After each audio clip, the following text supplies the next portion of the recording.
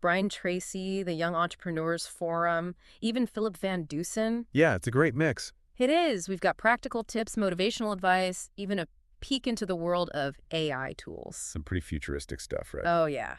Get ready to have your mind blown because these YouTubers brought their A game. But first, Yeah, where do we even start with all this? right. Well, I think Brian Tracy's video is a great place to kick things off. He's a legend in the business world, and for good reason. Definitely a legend. And he really hammered home the importance of being hands-on in your business. No ivory tower for this guy, but it's more than just, being present, right? Yeah, Tracy's point is that you're not just a manager, you're in the trenches. You You're are experiencing every aspect of the business firsthand. getting your hands dirty. Exactly. And that's how you spot problems early on. Yeah, before they blow up. And it also gives you a deeper understanding of what your customers really want. Oh, for sure. Like, he even used this really interesting example talking about how something as simple as straightening boxes in your store can make a difference. Oh, yeah, remember that. Yeah. I mean, who would have thought? It's all about the details, though, right? Yeah. When you're hands-on, you notice those little things that most people would overlook. Uh-huh. And for customers, those details add up. They do. They create a feeling of care and attention. Makes them want to come back for more. Exactly. It's a subtle way to build a strong brand identity. Without even saying a word. Right. I love that. Okay, I'm already seeing how this hands-on approach can make a big difference. But Tracy also stressed the importance of customer focus. Of course. Yeah, it seems pretty obvious, You'd think so. but maybe not always easy to actually, do. Yeah, it's easy to get caught up in the day-to-day and lose sight of the bigger picture. But Tracy reminds us, the real purpose of any business is to create and keep customers. Not just chase profit. Exactly. Especially for small businesses. So it's about building those long-term relationships, Absolutely. not just going for the quick sale. It's all about loyalty. And that actually leads us to another critical point, standing out in a crowded market. Oh, yeah, they all talked about that. Tracy, the Young Entrepreneurs Forum, you need a competitive advantage, You do. something that sets you apart. Right, but how do you do that? Yeah. It's easy to say be different, but Mm. finding your unique selling proposition, your USP, Your USP. can be tough. Yeah. It all comes down to what makes you truly unique. Okay. Is it your location, your product, your service, Could be. or even your personality? I like that. The Young Entrepreneurs Forum actually gave a great example in their video What was it? offering free samples. Oh, yeah. Something so simple, but it can be a USP. Yeah, especially if it's not common in your industry. Ex- So it's not just about being different for the sake of being different. No, not at all. It's about finding that thing that genuinely makes you stand out That's the key. and resonates with your audience. Right. And, they had a whole list of 20 tips in that video. I know, it was a lot. Did any stand out to you? Well, one that really stuck with me was the power of referrals. Oh, yeah. Word of mouth. People are more likely to trust a recommendation from someone they know. Way more than some fancy ad. Exactly. That's so true. I got my last client through a referral from a friend. See, Word of mouth is powerful stuff. it is. And it makes sense to, actively encourage it. Absolutely. Ask for those referrals. Yeah. And another great tip they shared, positioning yourself as an expert. Ooh, I like that. When people see you as a knowledgeable resource, Yeah. they're more likely to trust you. Uh-huh. Choose your business over others. Makes sense. Share valuable content. Engage with people online. Yeah, be that go-to person. Exactly. Speak at events, maybe even do some workshops. Ooh, workshops. It all adds up to building credibility. And attracting the right customers. The ones who are specifically looking for what you offer. This is making so much sense. Hands-on approach, customer focus, finding your USP. It feels like we're building a solid foundation for growth here. And now hold on tight, because we're about to enter the world of AI. Oh, yeah. Phil Van Dusen's video was mind-blowing. It seems like there's an AI tool for everything these days. Doesn't it? From content creation to social media management. It's a lot to take in. It is. I have to admit, I'm both excited and a little intimidated by the sheer power of these tools. Yeah, it's a bit like stepping into the future. It is. But remember, these tools are meant to empower us, Okay, that's good. not replace us. Right. They can take care of those repetitive tasks, analyze data at lightning speed, Yeah, that's definitely not my strong suit. and they can help us reach the right customers Okay, that's reassuring. more effectively. So where do we even start with all this AI stuff? Well, let's start with content creation. Okay. Van Dusen talked about tools like Quad, Bard, and ChatGPT. Yeah, can these really help someone like me who, struggles with writer's block? Absolutely. These AI writing tools can be your secret weapon. Secret weapon. I like it. They can help you brainstorm ideas, generate headlines, Hmm. even draft entire blog posts or social media captions. So I shouldn't expect to just hit a button and have a perfectly polished piece of content magically appear? Not quite. Okay. Think of them as your superpowered writing assistant. Superpowered. Love it. They can help you overcome that initial hurdle of getting started. Yeah, that blank page can be scary. But you still need to bring your unique voice, Oh, for sure. your expertise, Uh-huh. and your brand personality to the table. So it's a collaboration. They I can use AI to get the ball rolling, Uh-huh. but I'm still the captain of the ship, You're in control. steering the content in the right direction. And it's not just about writing. AI tools like Sprout Social and Hootsuite can revolutionize your social media management. Oh, yeah, social media. It never ends. They can help you schedule posts, track engagement, even find influencers in your niche, Wow. all while saving you a ton of time. That sounds amazing. I can already see how, automating some of those tasks would free up more time Right. for the creative and strategic side of my business. And that's the beauty of AI. It's like having a team of robots working for you.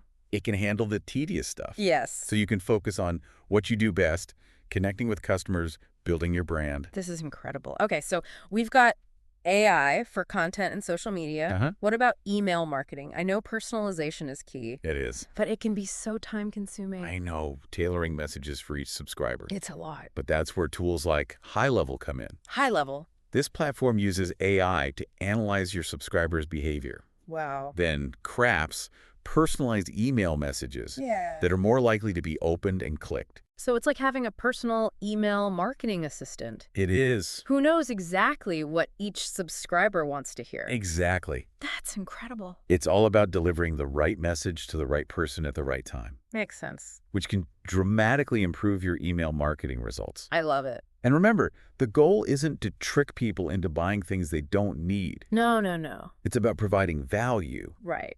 building relationships, nurturing those connections. I'm starting to see how AI can be a real game changer for small businesses, It is. especially when it comes to marketing and customer outreach. Definitely. But before we get too carried away with all this AI magic, Yeah. how can a small business owner who's already juggling a million things I know, right? actually implement these tools effectively? That's the question, isn't it? Do I need to become a tech expert overnight? Thankfully, no. Phew. You don't need to be a tech wizard to leverage AI. Okay, good to know. There are plenty of resources available to help you get started. So what's the first step? Where do I even begin? Start by identifying your biggest pain points. Pain points. What are the tasks that are taking up the most of your time and energy? Ooh, that's a good question. Once you know where you need the most help, Yeah. you can start exploring AI tools that can automate or streamline those processes. So it's about working smarter, not harder. Exactly. I like that. And don't be afraid to experiment. Oh, I love experimenting. Try out different tools, see what works best for you. That's a good point. And remember, AI is constantly evolving. It is. It's moving so fast. There are always new and better tools emerging. It's so true. So staying curious and open to learning is key. All right. I'm feeling much more confident about diving into this whole AI world. Good. We've covered foundational business principles, explored some practical tips for attracting customers, and now we've even dipped our toes into the AI revolution. It's been quite a journey. It has. I can't wait to see what other insights we uncover as we continue this deep dive. Me too. Stay tuned. Welcome back to our deep dive to small business growth strategies. I'm ready for more. We're going to keep uncovering those aha moments. So far, we've covered some really solid ground. We have. But I'm curious to see what other hidden gems we can find in these videos. Well, let's talk about something that might surprise you. The power of chatbots. Chatbots. I'm not so sure about those. I know you're probably thinking of those clunky automated messages. Yeah, exactly. The ones that leave you feeling frustrated. But Philip Van Dusen seemed really excited about them in his video. He did. What am I missing here? Yeah, what is the deal with chatbots? Chatbots have come a long way. They're not just for spitting out canned responses anymore. Oh, really? Thanks to AI and natural language processing, Right. they can now hold much more nuanced conversations and even adapt to individual customer needs. So they can actually be helpful They can and engaging. and That friendly. changes things. Imagine this. You have a chatbot on your website Okay. that can answer common questions, qualify leads, even schedule appointments, Wow. all while you're focusing on other aspects of your business. So it's like having a virtual assistant Exactly. working 24/7. No more late-night emails. Or frantic phone calls. Right. That would be amazing. And think about the personalization. Oh, yeah. Personalization is key. A chatbot could recommend products based on browsing history Okay. or answer specific questions Wow. about your services. Each interaction feels tailored to the individual. Exactly. Okay. I'm starting to see the light here. Good.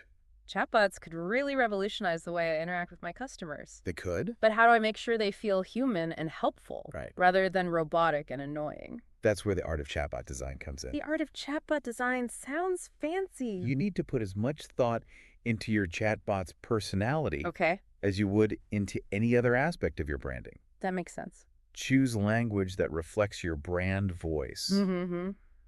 Make the interactions conversational. And don't forget to add a touch of humor. Oh, humor is always good. It is. So it's all about finding that sweet spot It is. between efficiency and personality. You got it. I definitely don't want to lose that personal touch. Right. That makes my business unique. And remember, chatbots can be integrated with other tools. Like what? Your CRM Okay. or email marketing platform. This creates a seamless automated system Sounds efficient. for nurturing leads and guiding them through the sales funnel. I'm definitely adding chatbots to my to-do list. Do it. This feels like a real game changer, It can be. especially for a small business owner like me who wears many hats. And speaking of wearing many hats, Mm. let's talk about another essential aspect of small business growth, mastering the financial side of things. The dreaded numbers game. I know, right? I have to admit I'm more of a creative type, That's okay. but I know I can't ignore the financial realities of running a business. You can. And Brian Tracy's video did a great job of breaking down some key financial metrics He did? Yeah. that every small business owner should be tracking. I was taking notes. It was a lot of info.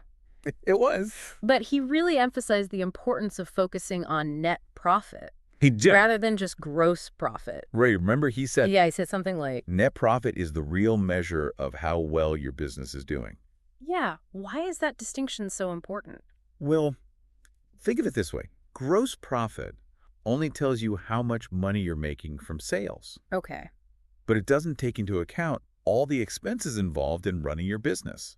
So it's like looking at only half the picture. Exactly. Net profit, on the other hand, Yeah. factors in all those costs. Yeah. Rent, utilities, salaries, marketing. Oh, yeah, all that stuff adds up. It does, giving you a much more accurate view of your true profitability So it's not just about making sales. It's about Uh-oh. making sales that actually result in money in my pocket. after all the bills are paid. Exactly. And to do that effectively, you need to track your expenses meticulously Ugh, meticulous is not my middle name. and understand your profit margins. Okay. Make data-driven decisions about pricing and inventory. That sounds a bit daunting. I know it can be a lot, especially for someone who's not a financial whiz, That's me.